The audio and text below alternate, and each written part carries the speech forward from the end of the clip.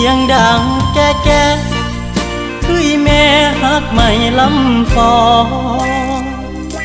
มาคือแท่นอคืออกอายบัดยามหาแค่ย้อนบ่มีเงินคุ้มกันฮักจึงอ่อนแอแค่ใจฮักแท้ดูแลความฮักบ่ได้อกคนคืออาย